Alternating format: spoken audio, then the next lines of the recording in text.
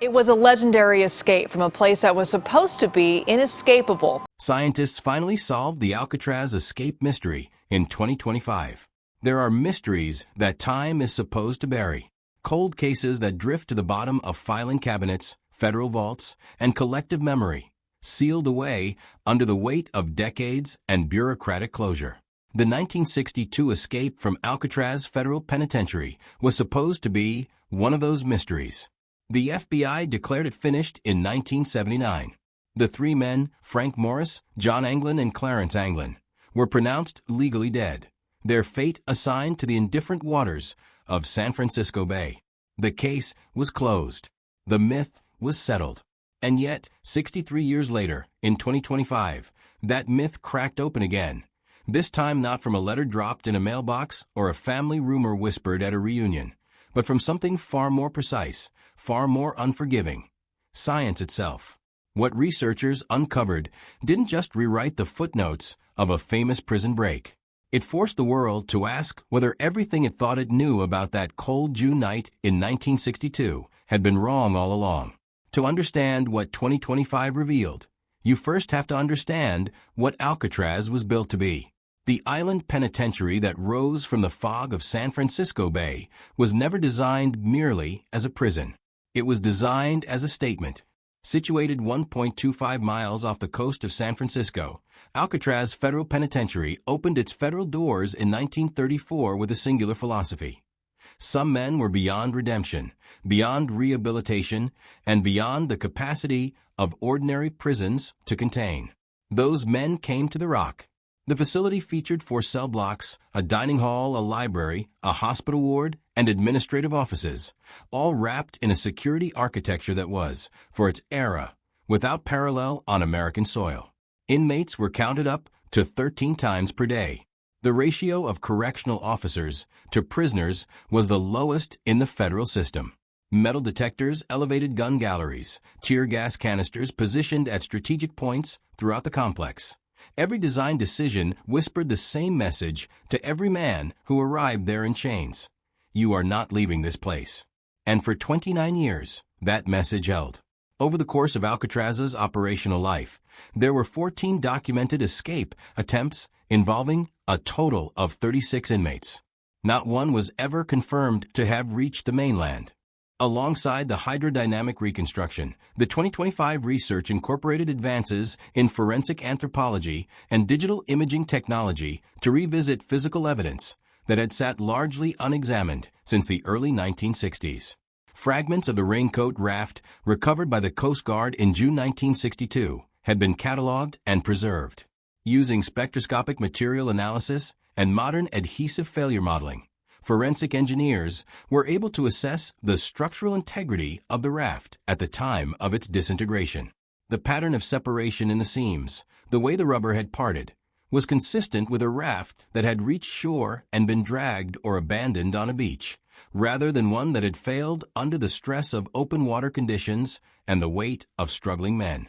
The difference is detectable in how the material fatigues. A raft that sinks catastrophically with passengers aboard fails differently than one that is beached, deflates slowly, and is subsequently reclaimed by the tide. The 2025 analysis placed the recovered debris pattern firmly in the second category. The 2013 letter that John Anglin allegedly sent to the San Francisco Police Department had been subjected to handwriting analysis, fingerprint testing, and DNA extraction efforts at the time of its public disclosure in 2018, with inconclusive results. The 2025 research team revisited the letter using next-generation forensic linguistics software, tools capable of analyzing syntactic patterns, regional idiomatic usage, vocabulary frequency, and sentence construction against a linguistic profile assembled from authenticated correspondence written by John Anglin prior to and during his incarceration. While forensic linguistics does not produce the binary certainty of a fingerprint match, the 2025 analysis found the letter's language patterns to be statistically consistent with the authenticated Anglin writing samples at a level that investigators described as notably significant. The letter's claims that all 3 men survived the crossing, that Morris died in 2005, that Clarence Anglin died in 2008, and that John himself was living out his final years in poor health, could not be confirmed. But the letter's authorship became considerably harder to dismiss. What 2025 also brought to the investigation was a systematic review of the circumstantial evidence accumulated by the Anglin family and independent researchers over the preceding 6 decades. The family had long maintained that John and Clarence stayed in contact after the escape, that Christmas cards arrived without return addresses, that photographs existed, that the brothers had survived and built quiet lives deliberately kept invisible from law enforcement. A photograph taken in 1975 had circulated among investigators and enthusiasts for years, allegedly depicting John and Clarence Anglin in Brazil. The image had never been definitively authenticated or dismissed. The 2025 research applied modern facial recognition algorithms trained on multiple authenticated photographs of both brothers taken during their incarceration, images that captured facial geometry, the distance between specific features, the proportional relationships that biometric systems use to construct identity profiles. The analysis of the 1975 photograph produced results that investigators acknowledged were more consistent with the identities of the 2 brothers than with random individuals. Though the image quality and the passage of years between the incarceration photographs and the 1975 image introduced enough uncertainty to prevent categorical confirmation. Taken individually, each of these threads, the hydrodynamic modeling, the raft debris analysis, the forensic linguistics review, the facial recognition assessment, carries its own limitations.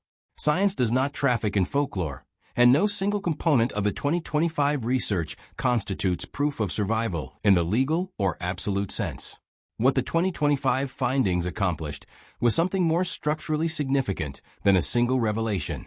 They shifted the cumulative weight of evidence.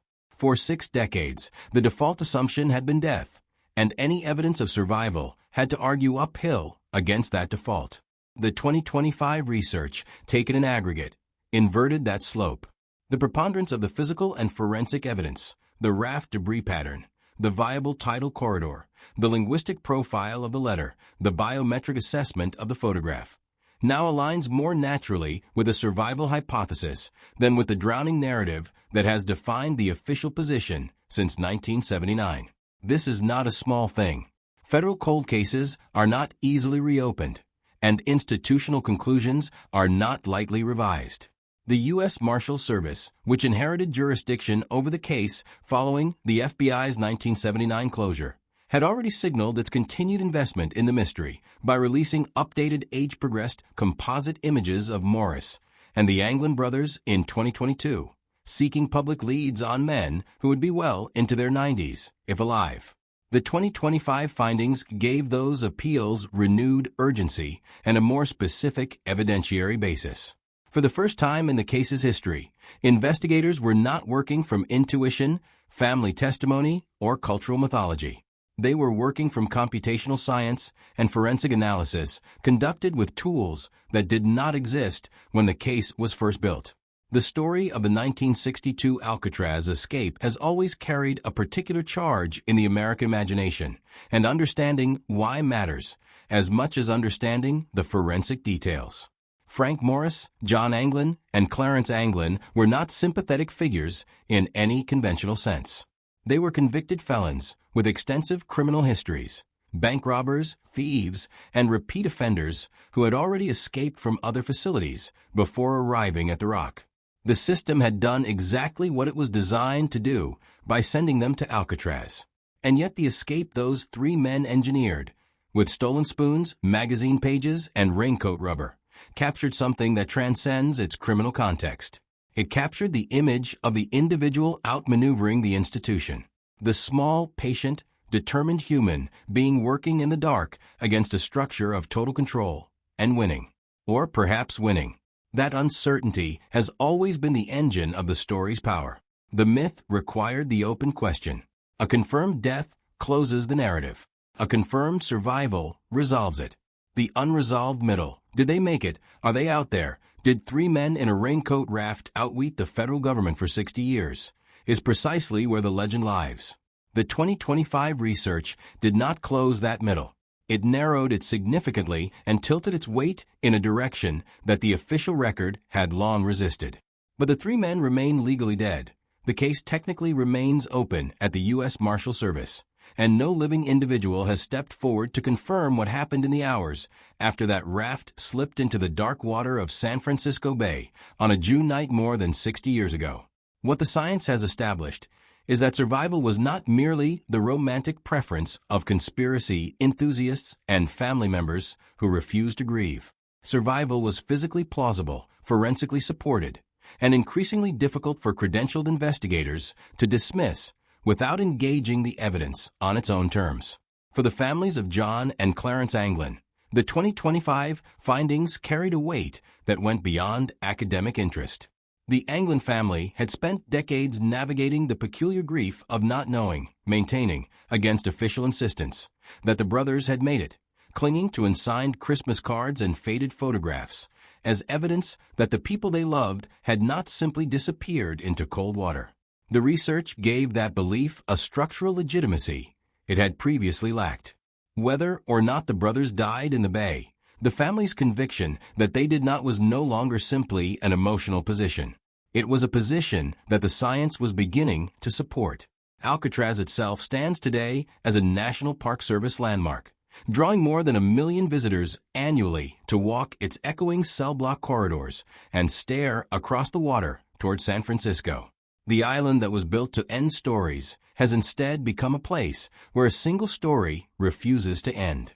The cells where Morris and the Anglin brothers spent their nights chipping quietly through crumbling concrete are visible behind their bars, frozen at the moment of departure.